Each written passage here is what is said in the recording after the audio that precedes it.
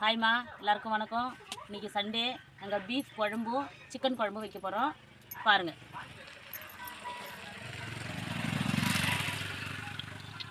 எண்ணெய் ஊற்றிக்கலாம்.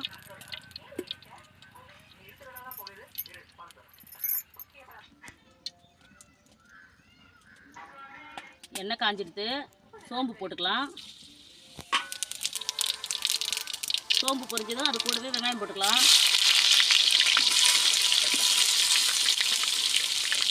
ஒரு கிலோ பீஃபு 2 பெரிய வெங்காயம் போட்டிருக்குறோம். அது நல்லா வதங்கட்டும். இது வதங்கும் போதே இதுக்கு தேவையான பொருள் என்னென்னு பார்த்துடலாம்.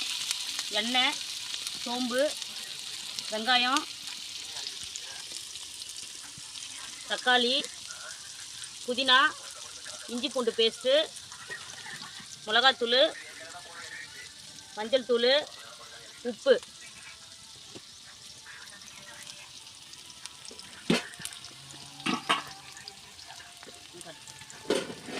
ஒரு கிலோ பீஃபை இப்படி நல்லா சுத்தமாக 3 வீடு வாஷ் பண்ணி வச்சுருக்குறோம்.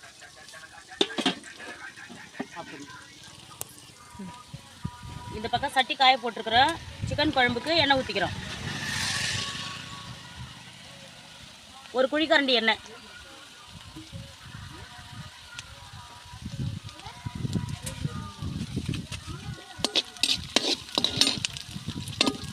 அடுப்பாக இருக்குது, அனல் நிறைய உண்டு.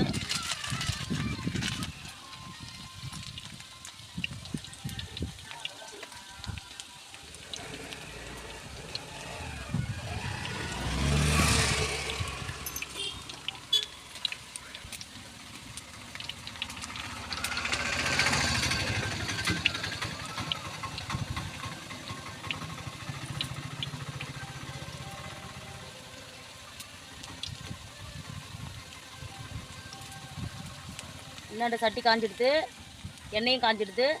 கடுகு போட்டுக்கலாம்.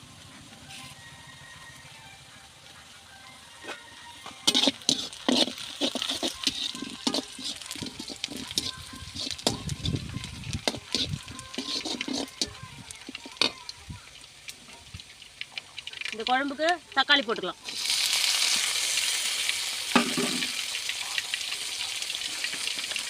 தக்காளி போட்டதும் தக்காளி கூட உப்பு மஞ்சள் தூளும் போட்டுக்கலாம்.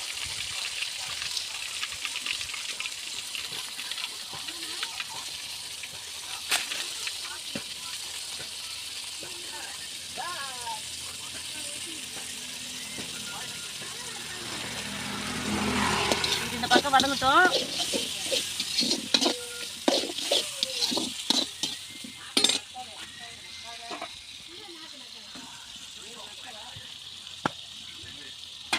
தக்காளி, புதினா, வீட்டில் ரெடி பண்ண சாம்பார் பவுட்ரு.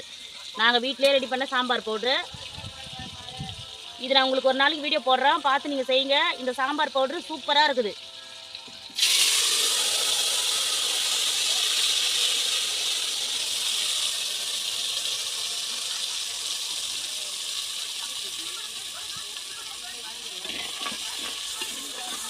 இது சிக்கன் கிரேவிக்காக பண்ணுறோம். நீங்களும் இது மாதிரி பண்ணுங்கள். கொஞ்சம் கல்லுப்பு போட்டுக்கலாம்.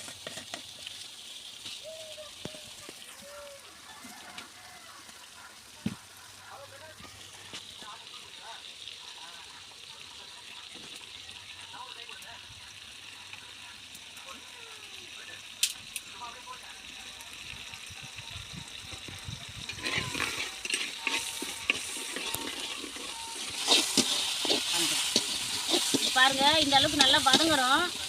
உப்பு மஞ்சத்தூள் போட்டால் இப்படி தக்காளி சீக்கிரமாக வதங்கிடும். வெங்காயம் தக்காளி, அதுக்காக தான் உப்பு மஞ்சத்தூள் போடுறது. அது கூட புதினா போட்டுக்கலாம். இன்னும் இஞ்சி பூண்டு போடல.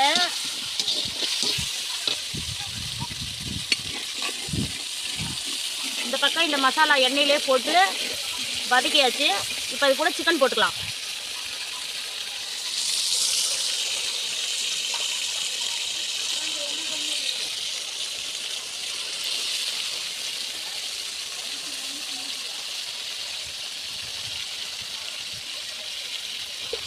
சிக்கன் போட்டு கொஞ்சம் மஞ்சள் தூள் போட்டுருக்கோம்.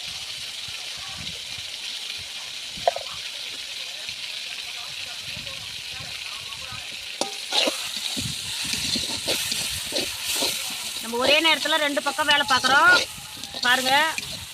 ரெண்டையும் ஒன்றா போட்டு குழப்பிக்காதீங்க. ஒன்று தனித்தனியாக தான் போயின்னு இருக்குது பாருங்கள்.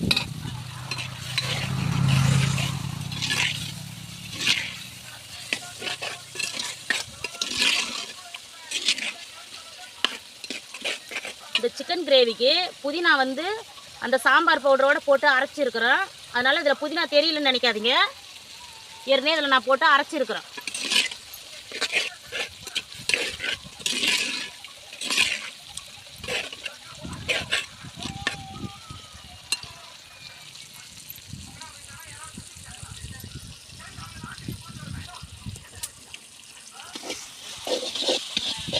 பாருங்கள், வெங்காயம் தக்காளியெல்லாம் இப்படி நல்லா வதங்கிடுது. இப்போ இது கூட இஞ்சி பூண்டு பேஸ்ட்டு போட்டுக்கலாம். 1 கிலோ பீஃபு, 4 ஸ்பூன் இஞ்சி பூண்டு பேஸ்ட்டு.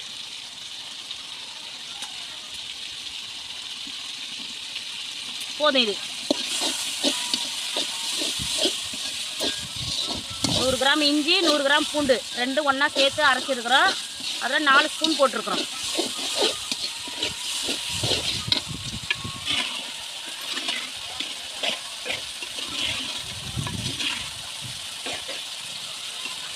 சிக்கனுக்கு ஒரு 1.5 ஸ்பூன் போட்டுக்கலாம்.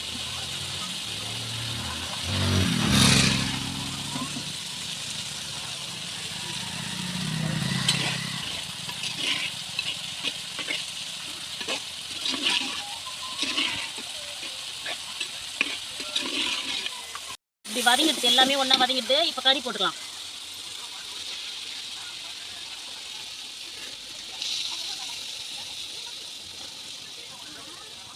ஒரு கிலோ. இது நாங்கள் 6 பேர், ஒரு வேலைக்கு கரெக்டாக இருக்கும்.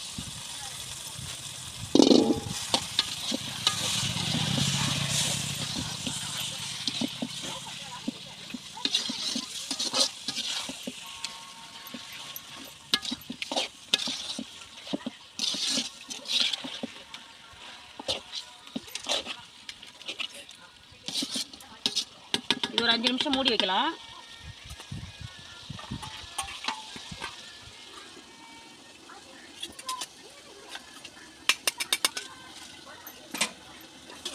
இங்கே பாருங்கள், சிக்கன் இப்படி சுருண்டுடுது.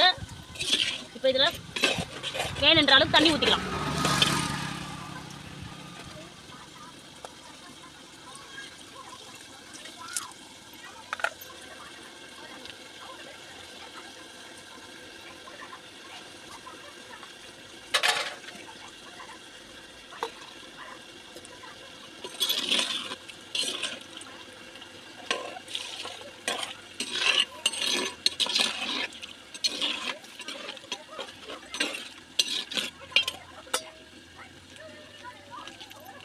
இது கூட கொஞ்சமாக தனி மிளகாத்தூள் போட்டுக்கலாம்.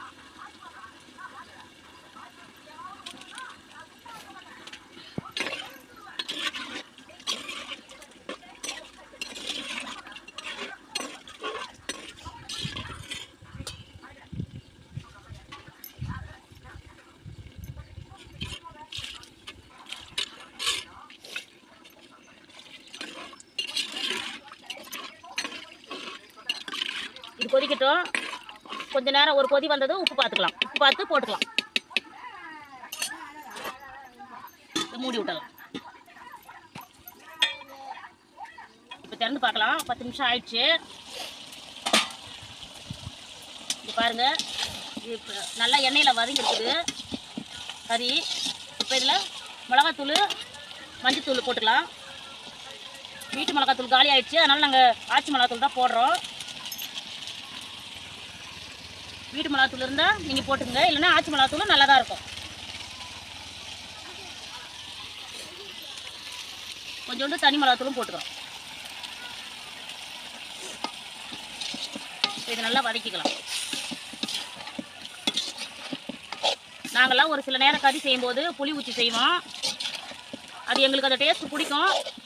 உங்களுக்கு வேணுன்னா நீங்கள் செஞ்சு பாருங்கள். எலுமிச்சை பழமும் விடலாம். மீன் குழம்புலாம் வச்சா கூட புளி பத்தலைனா கொஞ்சோண்டு ஒரு எலுமிச்சை பழம் புளிஞ்சு விட்டோம்னா நல்லா டேஸ்ட்டாக இருக்கும். குழம்பு அந்த ஒரு சில மீன்லாம் கவுச்ச வரும், அதெல்லாம் வராமல் இருக்கும். இப்போ தண்ணி ஊற்றிக்கலாம்.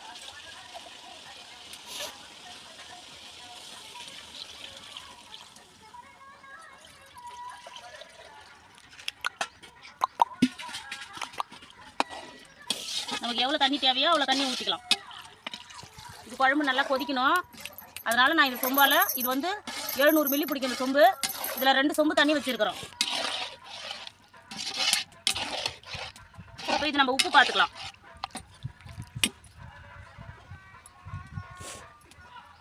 உப்பு கம்மியாக இருக்குது, நான் கொஞ்சம் உப்பு போட்டுக்கிறேன். நாங்கள் எல்லாத்துக்கும் கல் உப்பு தான் நிறைய யூஸ் பண்ணுவோம். தேவைப்பட்டால் மட்டும்தான் தூள் உப்பு.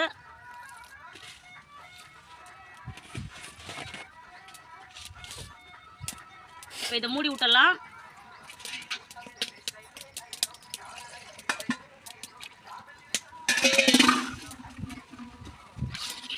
அவ்வளோதான், இதை மூடி விட்டுடலாம். நல்லா குழம்பு கொதிச்சதும் அப்புறம் நான் உங்களுக்கு காமிக்கிறேன். இருங்க.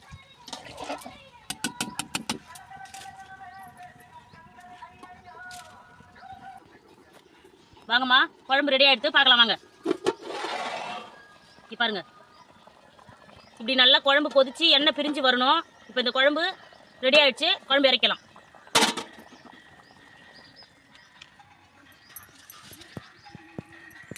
அப்படியே பாருங்க, இங்கே பக்கத்தில் சிக்கன் குழம்பு வச்சல அதுவும் ரெடி ஆகிடுது, அதுவும் இறக்கிடலாம். 2 குழம்பு ரெடி ஆகிடுது. இப்போ இதுக்கு 2க்கும் கொஞ்சம் கொஞ்சம் எலுமிச்சை பழம் விட்டுக்கலாம். எலுமிச்சை பழம் விட்டால் எந்த குழம்பா இருந்தாலும் கெடாமல் இருக்கும், டேஸ்ட்டாகவும் இருக்கும், கறி நல்லா சாஃப்டாக இருக்கும்.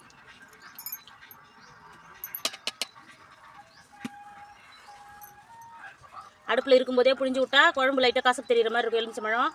அதனால தான் இறக்கி வச்சு விட்றோம்.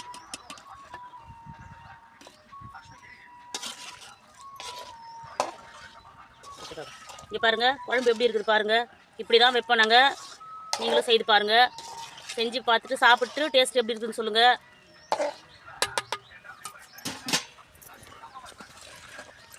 இது சிக்கன் குழம்பு நாங்கள் கிராமத்து முறையில் இப்படி தான் வைப்போம். நீங்களும் செய்து பாருங்கள். சட்டியில் வச்சு பாருங்கள். சட்டியில் வச்சு சாப்பிட்டிங்கன்னா செம்ம டேஸ்ட்டாக இருக்கும்.